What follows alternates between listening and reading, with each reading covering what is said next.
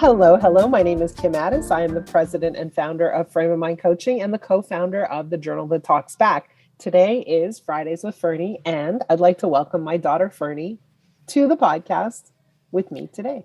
Hello, hello. How's it going? Great, great.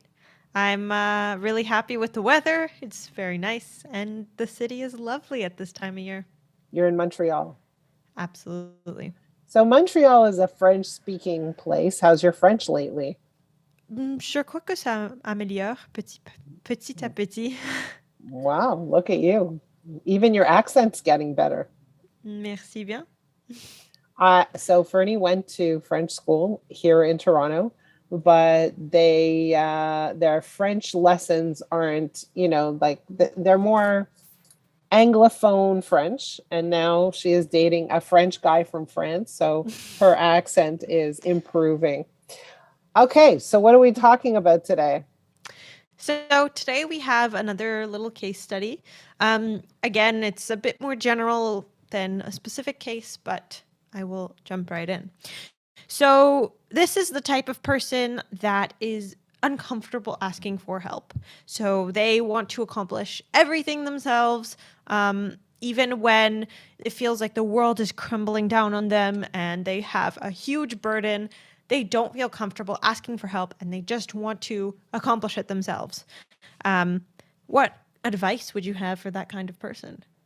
So I know a lot of people like that. A lot of people run companies, and those people aren't so comfortable asking for help. Isn't that shocking?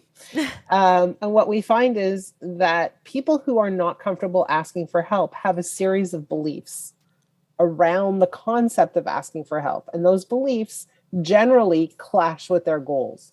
So what we do when we work with people like that is we ask them to journal. And through the journaling process, we uncover some core values, some core beliefs that are really actually standing in the way of their success, their happiness, their ability to thrive.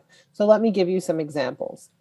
Some people who don't like to ask for help believe that if they ask for help, it means that they are incapable, that they are not smart enough, they're not able enough, that they are weak, that they fall short somehow. And if you believe that about yourself, would you ask for help? I wouldn't, right? And so when I ask for help, it means that I am not good enough. So that belief fundamentally clashes with their ability to grow their business or to thrive, because nobody can grow business on their own, right? We need to ask for help. The second thing is, or here are some other beliefs that might interfere. Could be, I can do it better. I can do it faster. It's so much more efficient if I just do it myself. And so those are another set of beliefs that might not enable a person to ask for help. But what we see is, and this is just kind of skimming the surface, is that what people believe to be true will determine the actions they take and the actions they don't take. In the case of asking for help, people don't feel comfortable, perhaps because they don't want to put someone out. They don't want to impose on someone. They don't want to, ask for something that someone else might not feel comfortable in delivering. And so they stay quiet or they stay small because they're afraid to ask. Another person might not ask for help because they're afraid of the rejection. They're afraid to be told no. And so what we see is that asking for help or not asking for help stems from a set of beliefs. And those beliefs will determine whether or not a person takes action around asking for help or not. But what we do see, and this is very, very important to think about, is that extraordinary leaders leverage their resources. It's one of the key thinking strategies that they engage in consistently across all industries. So what does that mean? Is for them, they think that any resource is accessible to them. That includes asking for help. And there is never a shortage of resource. So they don't think that way. They think there's no shortage of time, there's no shortage of talent, there's no shortage of money. There's no shortage of any kind of resource that I might need or want access to. All I need to do is determine the resource I need and then go and find it. And so these extraordinary leaders, they're not only not uncomfortable asking for help, they understand that asking for help is their, in a way, their key success factor. It's the way that they get to success, because they understand that there's only so much human capacity they have, and that to get somewhere faster, it becomes a lot more practical, a lot more efficient to get other people helping you open doors, row with you, get to where you need to go with greater speed and agility. So asking for help is definitely one of the top thinking strategies of extraordinary leaders. And so, we have to look at the discomfort that people have in asking for help and ask ourselves, what beliefs are driving that discomfort? And what happens when it comes to personal issues? So, I understand with respect to a business, if you want to grow, you're going to need more people, you're going to need external resources, you're going to need things that aren't just yourself to become extraordinary. But what about personal matters? Like, you have a kid, you have a job, you have a million things on your plate, and you're not getting enough sleep, and you just want, like, let's say a babysitter, but you should be able to take care of all these things on yourself by yourself. Really?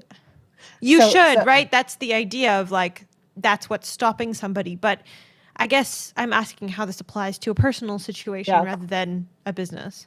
yeah.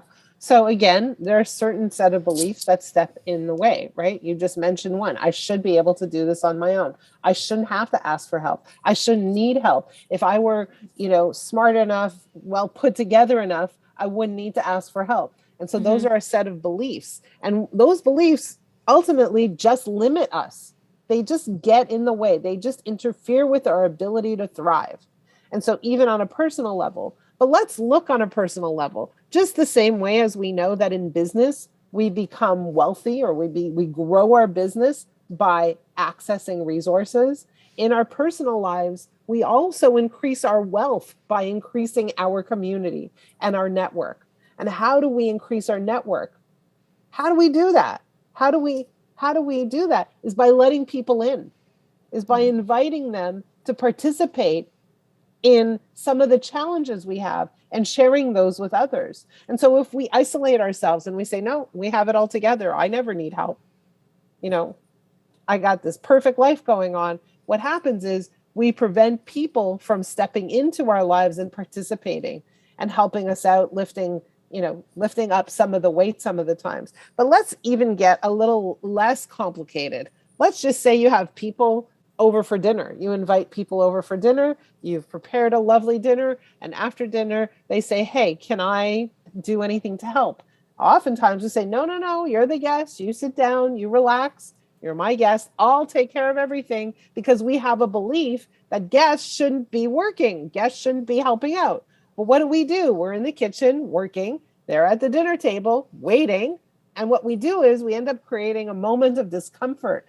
It's awkward, right? And what we're certainly not doing is leveraging the opportunity to bring someone in, to welcome them truly in our home and participate in the ongoings of the house. So when I have a guest over and they say, can I help? I say, yes, please put this food in this Tupperware. And that keeps them busy. That keeps them engaged. That keeps them feeling helpful. And it helps you, and it lightens the load, and it makes things more fun and easier going, and helps you get back to the table for dessert faster, right? So we think of the idea, we think about asking for help in a way that contradicts our goals a lot of the time. Why did we invite them over for dinner to begin with? To connect, right? To have a good time, to enjoy spending time together, to bring them into our world, into our homes, into our families. And then we say, no, no, no, you sit over there.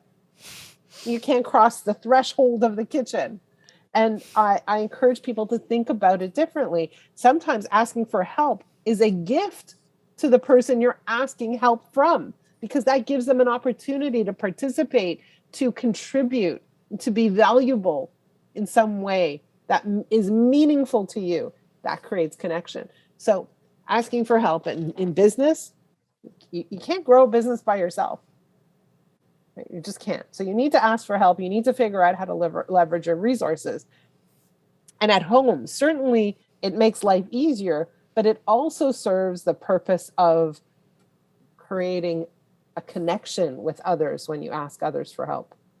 Yeah, absolutely. I really appreciate that concept. I know that when I go to somebody else's house, particularly if it's somebody new and you're not super comfortable with yet, when you're sitting there kind of waiting for them to finish and clean up, and you feel super uncomfortable because you don't know what you're supposed to do. Like, am I being impolite? Am I like, what am I supposed to do? So if they give you a task, then I think it's a lot easier to feel more comfortable and to feel like you have a place and to not necessarily even need, awkward conversation because you're doing something.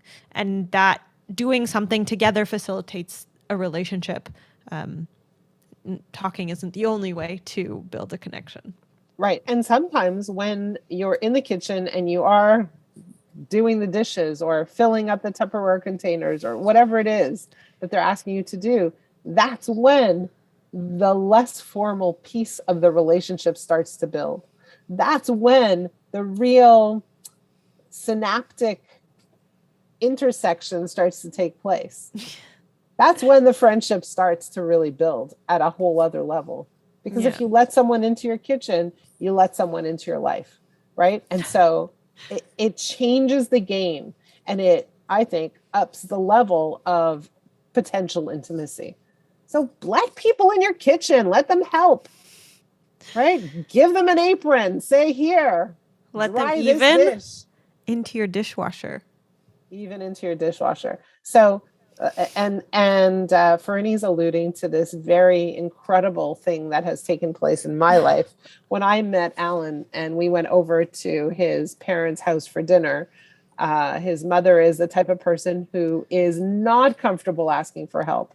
But I got up and started to help anyways. And I am the only other person in her whole life that she allows to stack the dishwasher, to load the dishwasher. I'm the only other person, because what I did was I stood beside her and I said, teach me exactly how you do it, and I will follow exactly your instructions. So it's the greatest honor to load her dishwasher. And every Thursday night when we go there for dinner, I am the only one who's allowed to load the dishwasher. It's very an honor. high honor, yeah. Right?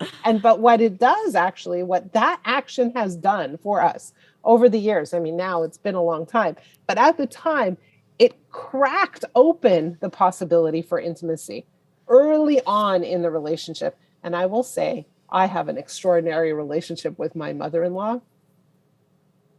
We are very, very good friends. It's a very good place to be. So good, great conversation. Fun. I know it took a weird turn in terms of doing dishes and helping out in the kitchen, but offer help too. Don't be afraid to offer help. Yeah. All right. For those of you who are listening, I hope that you got something fun from today's episode. If you have a challenge or a subject you would like us to discuss on the podcast, please reach out to me or Fernie. I can be reached. Don't be shy. Don't be afraid. Yeah, don't be afraid to ask. Don't be afraid to ask for help. Reach me. My email address is kim@frameofmindcoaching.com. Fernie, how do they reach you? My email address is fernekotlyar@live.com. That's easy.